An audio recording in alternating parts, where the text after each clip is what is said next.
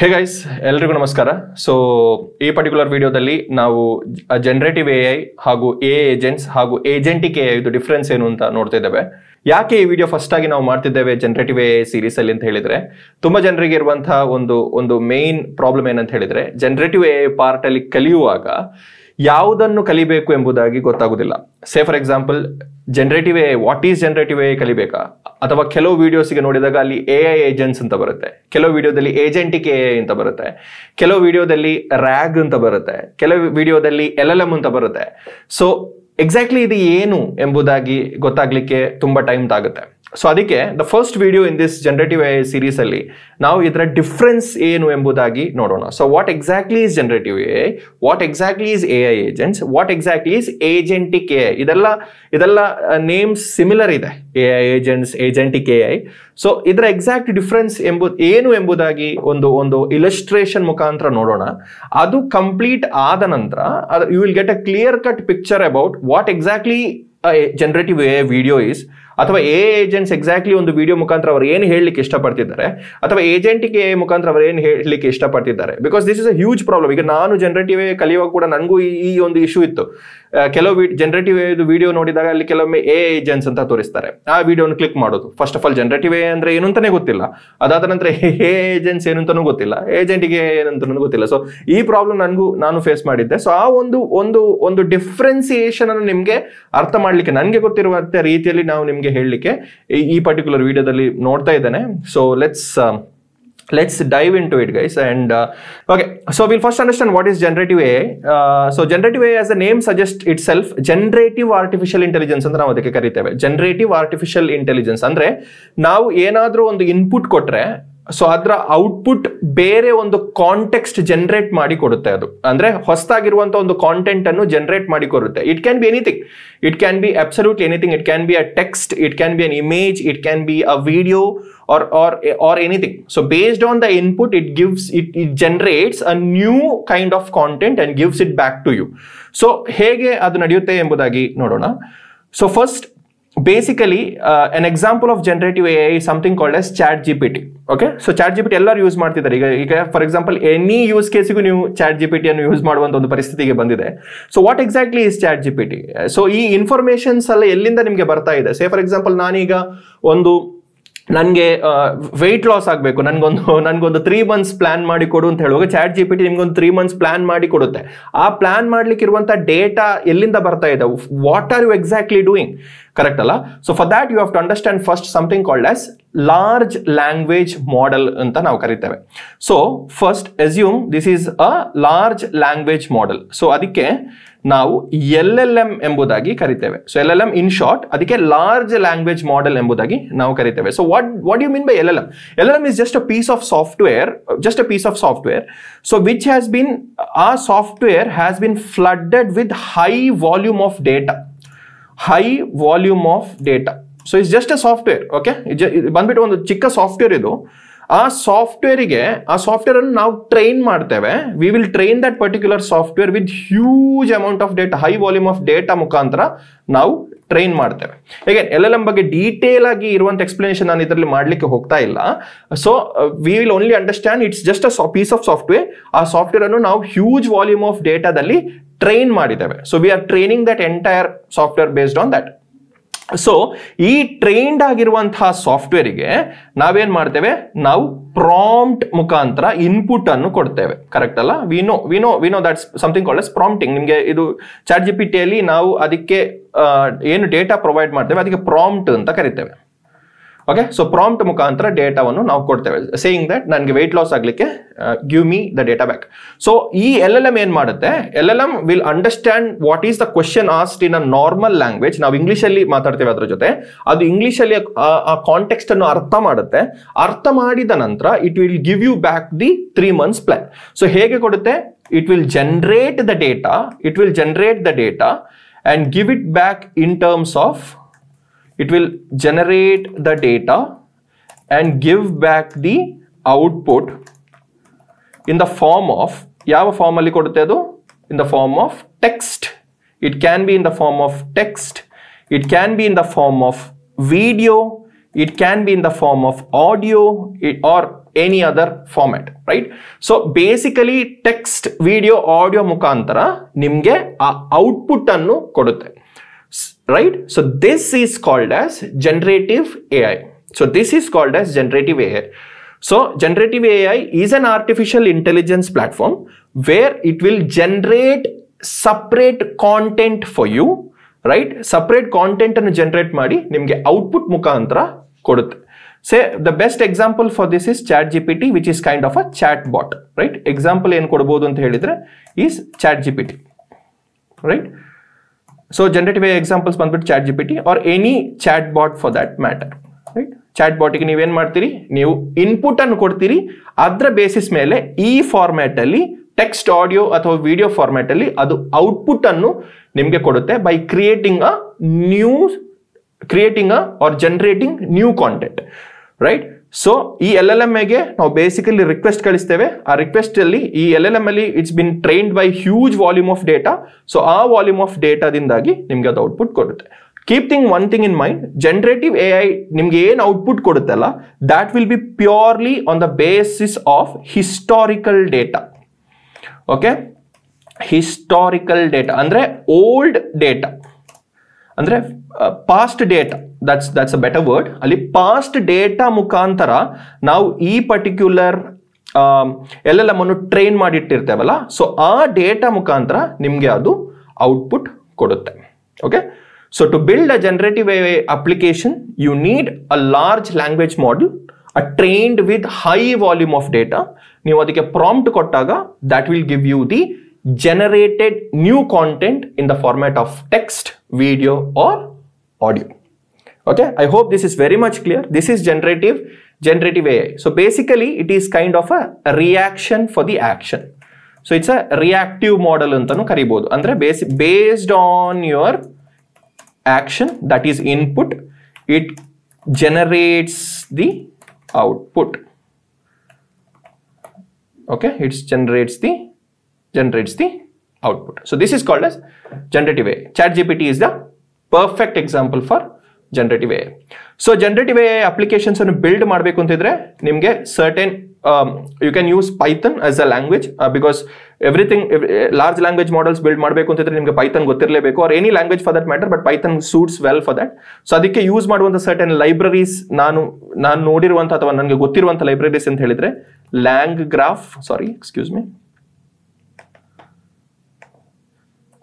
LangGraph, LangChain, right? LangChain. Yes, ಇದ್ರ ಬಗ್ಗೆ ಎಲ್ಲ ವರಿ ಮಾಡ್ಲಿಕ್ಕೆ ಹೋಗಬೇಡಿ. ದಿಸ್ ಇಸ್ ಜಸ್ಟ್ ನಾನು ಏನು ಹೇಳ್ತಿದ್ದೇನೆ ಅಂತ ಹೇಳಿದ್ರೆ, it is just small piece of tool or small piece of libraries which is used. Llama index ಅಂತ ಕರಿತೇವೆ ಒಂದು, open AI softwares, right, etcetera.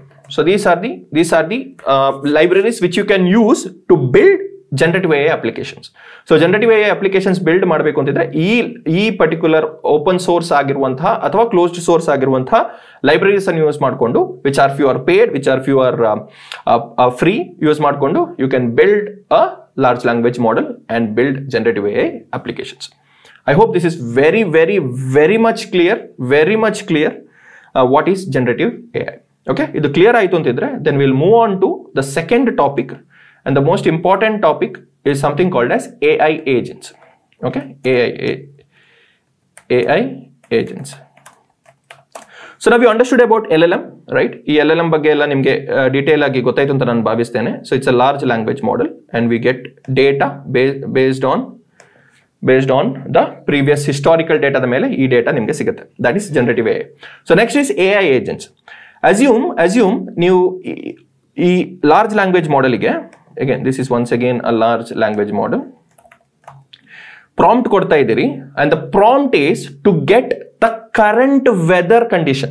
So ಈಗ say for example ನಾನು ಮಂಗಳೂರಲ್ಲಿ ಇದ್ದೇನೆ, ಮಂಗಳೂರಿದು ಕರೆಂಟ್ ವೆದರ್ ಕಂಡೀಷನ್ ಕೇಳಲಿಕ್ಕೆ ನೀವು ಲಾರ್ಜ್ ಲ್ಯಾಂಗ್ವೇಜ್ ಮಾಡೆಲ್ಗೆ ನೀವು ಒಂದು ಪ್ರಾಂಪ್ಟ್ ಕೊಡ್ತೀರಿ, or you are asking ChatGPT to give me the current weather condition. So what I told with the generative AI is that it has been trained by high volume of data, but it has been trained with historical data. ಅಂದ್ರೆ historical ಅಥವಾ past data ಮುಖಾಂತರ large language model ಅನ್ನು train ಮಾಡಿದ್ದೇವೆ. But if you are asking for the current weather condition, then that would be not available in the large language model data sets. Okay, again large language model ಅಂತ ಹೇಳಿದ್ರೆ the parameters can be in trillions of parameters ಕೊಟ್ಟು ಈ model ಅನ್ನು train ಮಾಡೋದು.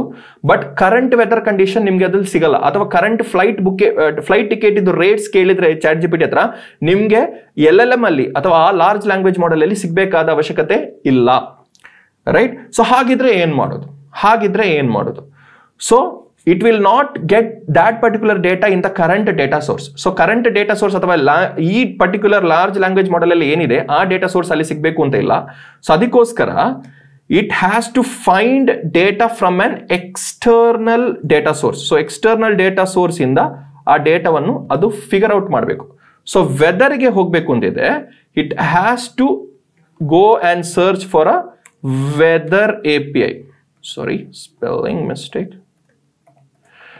Assume this is just trying to 1 second guys. So this is just a weather API.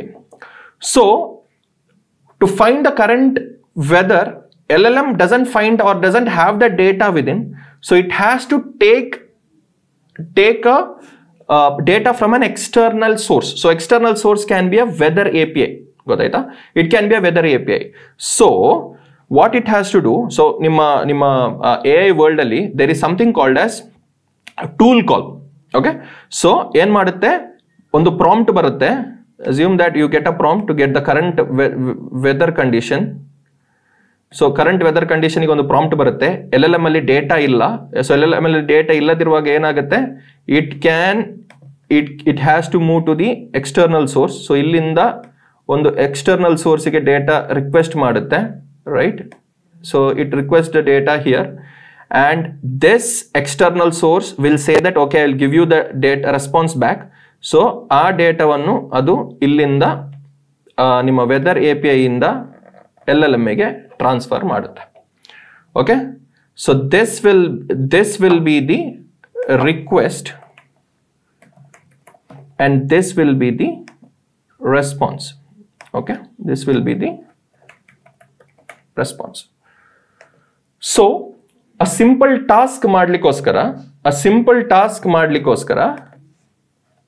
to do a simple task you are using an external API, right?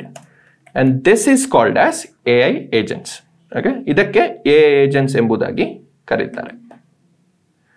Okay, this is an AI agent. So summarize ಮಾಡ್ಲಿಕ್ಕೋಸ್ಕರ you give a prompt to get the current weather condition or current flight booking ಗೆ, because LLM is always fed with the historical data. So current data ಅದಕ್ಕೆ ಸಿಗಲ್ಲ. So current data ಸಿಗದಿರುವಾಗ ಆ data source ಇಂದ ಸಿಗದಿರೋ ಕಾರಣ it will look for the external API data source. So ಅಲ್ಲಿಗೊಂದು request ಮಾಡುತ್ತೆ with a process called as something called as tool call. Okay, so tool call ಅಂತ ಒಂದು ಪ್ರೊಸೆಸ್ ಇದೆ AI world ಅಲ್ಲಿ. ಸೊ ಅದನ್ನು ಯೂಸ್ ಮಾಡಿಕೊಂಡು it will make a request to the weather API. Weather API will acknowledge back with the response to the LLM, and LLM with the whatever knowledge it has, it will mix up the data with the current data and it will give back the response. So a simple task ಮಾಡ್ಲಿಕ್ಕೋಸ್ಕರ we use an external API and this is an AI agent. Okay, so this is an AI agent which is used to get data from a different source. Okay, so ಇದಕ್ಕೆ ನಾವು AI agent ಎಂಬುದಾಗಿ ಕರೀತೇವೆ. So ಒಂದು simple task ಮಾಡ್ಲಿಕ್ಕೋಸ್ಕರ based on the input it will give you the output based on a simple task. ಒಂದು simple task ಮಾಡ್ಲಿಕ್ಕೋಸ್ಕರ you are using an agent to do it, and this entire process is called as AI agent. Okay, I hope this is very much clear. What is generative AI? Will give you data based on the data source what is there in the LLM. So AI agents will go and ask for the external API and it does a simple task with an external API, and this is called as this is an AI agent. Now very importantly we will understand what is agentic AI. Agentic AI ಅಂದ್ರೆ ಏನು ಎಂಬುದಾಗಿ ನಾವು ಅರ್ಥ ಮಾಡೋಣ. Okay, so agentic AI so I will give you a task. So basically task ಏನಂತ ಹೇಳಿದ್ರೆ, consider this YouTube script ಅನ್ನು, so ಈ ಯೂಟ್ಯೂಬ್ ವಿಡಿಯೋನು I have to convert it into a blog. Okay, ಈ ಮಾಡ್ತಿರುವಂಥ ವಿಡಿಯೋನೇ I have to convert it into a blog, right? So ಈ blog ಅನ್ನು ಮಾಡಬೇಕು ಅಂತಿದ್ರೆ I have to first make sure that the YouTube script, YouTube video has to convert in to a transcript. That's my first top. ನಾನು ಏನು ಮಾತಾಡ್ತಿದ್ದೇನೆ ಅದನ್ನು return ಫಾರ್ಮ್ಯಾಟಿಗೆ first ನಾನು ಕನ್ವರ್ಟ್ ಮಾಡಬೇಕು. ಅದು ಆದ ನಂತರ I have to get a title for the blog. One second, I have to do a title for the blog. I have to write the blog. Next step, write the blog. And next step, I have to basically have a conclusion for the blog. Okay. So this is how I would convert a YouTube video into blog. So basically first the YouTube ವಿಡಿಯೋನು ನಾನು ಅದರ ಟ್ರಾನ್ಸ್ಕ್ರಿಪ್ಟಿಗೆ convert ಮಾಡಬೇಕು.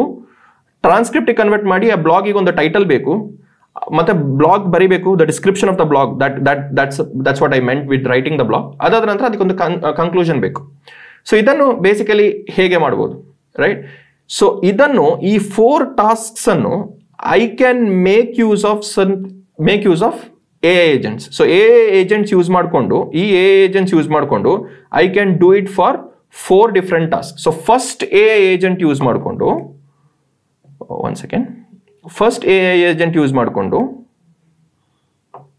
right, I can convert the YouTube video into its transcript. So this would be AI agent 1. So this would be AI agent 1. Okay, this would be AI agent 1.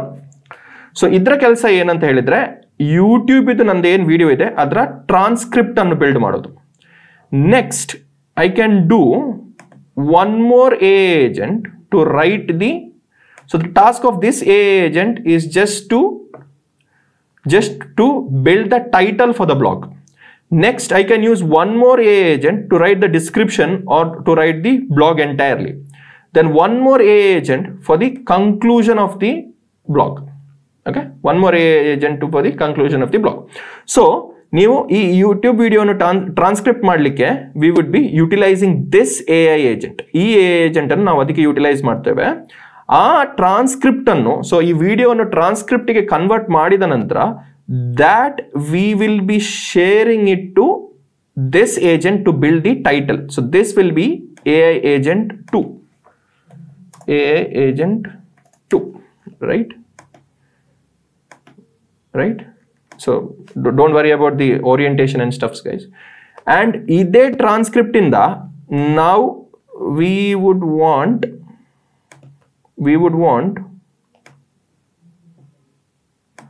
right to write the blog. So ಈ transcript use ಮಾಡಿ ನಾವು blogs ಅನ್ನು ಬರೆಯೋದು. So ಅದಕ್ಕೆ title ಬರೀಲಿಕ್ಕೆ separate AI agent use ಮಾಡಿದ್ದಾನೆ. This would be AI agent 3, right? And ಇದೇ transcript use ಮಾಡಿಕೊಂಡು we would be using, this would be AI agent 4. So conclusion ಬರೀಲಿಕ್ಕೆ ನಾವಿಲ್ಲಿ ಇದನ್ನು ಯುಟಿಲೈಸ್ ಮಾಡ್ತೇವೆ. So now entirely the culmination or the output of this entire agents is the final output what I want, that is the blog, right? So idella serisi we would be getting the final blog. So my task was to convert this YouTube video into a blog. ಈ YouTube video ನ blog ಗೆ convert ಮಾಡಬೇಕು ಅಂತಿದ್ರೆ ಈ 4 stages ಮುಖಾಂತರ ಮಾಡಬೇಕಾಗುತ್ತೆ. So ಈ 4 stages ಮಾಡ್ಲಿಕ್ಕೋಸ್ಕರ ನಾನು ಒಂದೊಂದು ಸ್ಟೇಜಿಗೂ ಒಂದೊಂದು AI agent ಅನ್ನು ಯೂಸ್ ಮಾಡ್ತೇನೆ.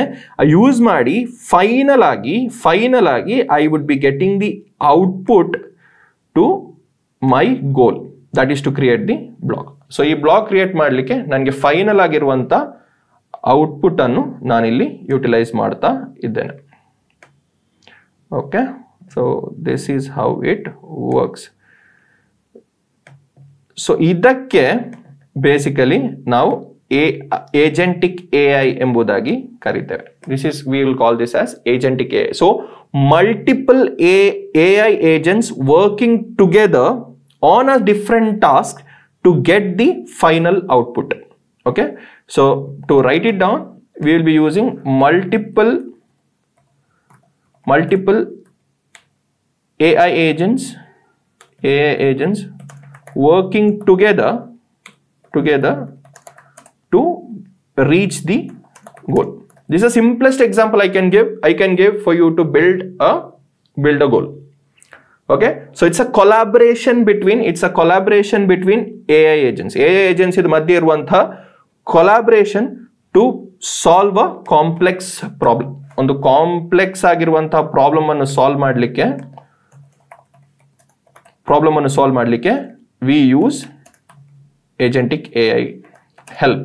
ಏಜೆಂಟಿಕ್ AI ಹೆಲ್ಪ್ ಯೂಸ್ ಮಾಡಿಕೊಂಡು ಒಂದು ಕಾಂಪ್ಲೆಕ್ಸ್ ಪ್ರಾಬ್ಲಮ್ ಅನ್ನು ಸಬ್ ಪ್ರಾಬ್ಲಮ್ಸ್ ಆಗಿ ಬಿಲ್ಡ್ ಮಾಡಿ ಆ ಪ್ರತಿಯೊಂದು ಸಬ್ ಪ್ರಾಬ್ಲಮ್ಸ್ ಅನ್ನು ಸಾಲ್ವ್ ಮಾಡ್ಲಿಕ್ಕೋಸ್ಕರ AI ಏಜೆಂಟ್ಸ್ ಅನ್ನು ಯೂಸ್ ಮಾಡಿ ಅದರ ಕೊಲಾಬ್ರೇಷನ್ಗೆ ನಾವು ಏಜೆಂಟಿಕ್ AI ಎಂಬುದಾಗಿ ಕರೀತೇವೆ. Right, I hope this is very much clear. The differences between generative AI, the differences between what do you mean by AI agents and also what is agentic AI. Okay, idu clear aitu anta nanu I mean I believe that this is very much clear. Yakandre ee understanding is very important for you to take your step ahead in the world of generative AI ಅಥವಾ AI world ಅಲ್ಲಿ ಮುಂದೆ ಹೋಗಬೇಕು ಅಂತಿದ್ರೆ ಈ particular problem ನಿಮಗೆ definitely ಗೊತ್ತಾಗಬೇಕು. So then you will understand what exactly to learn, ಏನು exactly ಕಲಿಬಹುದು ಎಂಬುದಾಗಿ ಈ ಪಾರ್ಟ್ ಇಂದ ನಿಮಗೆ ಗೊತ್ತಾಗುತ್ತೆ. It can be generative AI, it can be AI agents or it can be agentic AI. To just ಒಂದು ಸಮರೈಸ್ ಮಾಡ್ತೇನೆ, ಜಸ್ಟ್ ಒಂದು summarise for you to understand clearly. So generative AI ನಿಮ್ಗೆ ಆಲ್ರೆಡಿ ಗೊತ್ತಿರುವ ಹಾಗೆ you will give a prompt to an LLM or LLM ಜೊತೆ communicate ಮಾಡ್ತೀರಿ. LLM is been trained by high volume of data. So ಆ ಡೇಟಾವನ್ನು use ಮಾಡಿಕೊಂಡು, and that data can be an historical data, ಆ data use ಮಾಡಿಕೊಂಡು ನಿಮಗೆ ಬೇಕಾಗಿರುವಂತಹ output ಅನ್ನು ಕೊಡುತ್ತೆ. ಹೊಸದಾಗಿ ಕ್ರಿಯೇಟ್ ಮಾಡುವಂತಹ ಒಂದು ಕಾಂಟೆಂಟ್ ಅನ್ನು ನಿಮಗೆ ಕೊಡುತ್ತೆ. ಆ content can be text, video or audio, and this is called as generative AI. ಆ ಜನರೇಟ್ ಮಾಡಿ ನಿಮಗೆ ಸಿಗುವಂತಹ ಕಾಂಟೆಂಟ್ ಏನಿದೆ that is called as generative AI.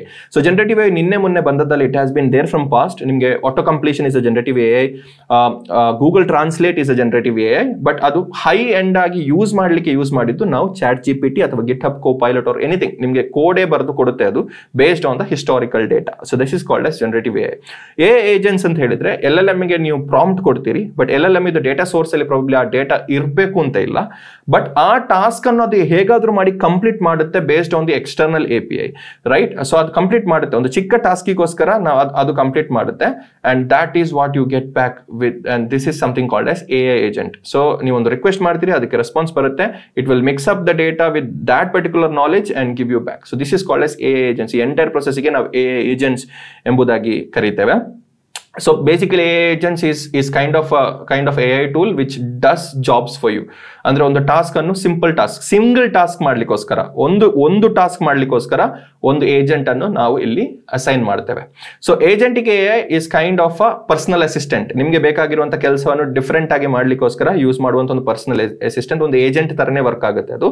So consider a complex problem, that is YouTube ವಿಡಿಯೋನ ಬ್ಲಾಗಿಗೆ ಕನ್ವರ್ಟ್ ಮಾಡ್ಲಿಕ್ಕೆ. So YouTube ಅನ್ನು first ನೀವು ಟ್ರಾನ್ಸ್ಕ್ರಿಪ್ಟ್ ಮಾಡಬೇಕು, ಅದಕ್ಕೆ ಟೈಟಲ್ ಬರೀಬೇಕು, ಅದು ಬ್ಲಾಗ್ ಅನ್ನೇ ಬರೀಬೇಕು, ಮತ್ತೊಂದು ಕನ್ಕ್ಲೂಷನ್ ಬರೀಬೇಕು. ಆ ಕನ್ಕ್ಲೂಷನ್ ಮಾಡ್ಲಿಕ್ಕೆ ಈ ಕಾಂಪ್ಲೆಕ್ಸ್ ಆಗಿರುವಂತಹ ಟಾಸ್ಕ್ ಅನ್ನು ನಾನು ಸಬ್ ಟಾಸ್ಕ್ಸ್ ಆಗಿ ಮಾಡ್ತೇನೆ. ಪ್ರತಿಯೊಂದು ಟಾಸ್ಕಿಗೂ ಅದರದೇ ಆಗಿರುವಂತಹ ಏಜೆಂಟ್ ಅನ್ನು ರೆಡಿ ಮಾಡ್ತೇನೆ to do that particular task. Because single task use ಮಾಡ್ಲಿಕ್ಕೆ AI ಏಜೆಂಟ್ಸ್ ಅನ್ನು ನಾವು ಯೂಸ್ ಮಾಡ್ತೇವೆ. ಸೊ ಅದಕ್ಕೋಸ್ಕರ ಸಿಂಗಲ್ ಟಾಸ್ಕ್ ಮಾಡ್ಲಿಕ್ಕೆ ಇಲ್ಲಿ AI ಏಜೆಂಟ್ಸ್ ಅನ್ನು ಯೂಸ್ ಮಾಡ್ತೇವೆ. ಆ ಪರ್ಟಿಕ್ಯುಲರ್ AI ಏಜೆಂಟ್ಸ್ ಇದು ಕೊಲಾಬರೇಟಿವ್ ಆಗಿ ಬರುವಂತಹ ಔಟ್ಪುಟ್ಗೆ ಅಥವಾ ಆ ಟಾಸ್ಕ್ ಅನ್ನು ಮಾಡ್ಲಿಕ್ಕೆ ಇರುವಂತಹ ಪ್ರೊಸೆಸ್ಗೆ ನಾವು ಏಜೆಂಟಿಕ್ AI ಎಂಬುದಾಗಿ ಕರಿತೇವೆ. Multiple AI agents working together to reach the goal. Complex problems ಅನ್ನು ಸಬ್ ಪ್ರಾಬ್ಲಮ್ ಮಾಡಿ ಆ ಸಬ್ ಪ್ರಾಬ್ಲಮ್ಸ್ ಅನ್ನು ಕಲ್ಮಿನೇಷನ್ ಅಥವಾ ಕೊಲಾಬರೇಷನ್ಗೆ ನಾವು ಏಜೆಂಟಿಕ್ AI ಎಂಬುದಾಗಿ ಕರೀತೇವೆ. Okay, so with that we'll wrap up what is generative AI versus AI agents versus agentic AI. Next ವಿಡಿಯೋದಲ್ಲಿ ನಾವು ಇನ್ನಿಷ್ಟು generative AI ಅಥವಾ AI ಕಾನ್ಸೆಪ್ಟ್ಸ್ ಅನ್ನು ಇಟ್ಕೊಂಡು ಬರ್ತಾ ಇದ್ದೇವೆ. So till then keep watching and keep learning. If ಈ ವಿಡಿಯೋದಿಂದ ನಿಮಗೆ ಎಕ್ಸಾಕ್ಟ್ಲಿ ಡಿಫ್ರೆನ್ಸಸ್ ಗೊತ್ತಾಯಿತು ಅಂತಿದ್ರೆ just help us with a quick thumbs up and also ಆದಷ್ಟು ವಿಡಿಯೋನ ಶೇರ್ ಮಾಡಲಿಕ್ಕೆ ಪ್ರಯತ್ನ ಪಡಿ. So until next, thank you.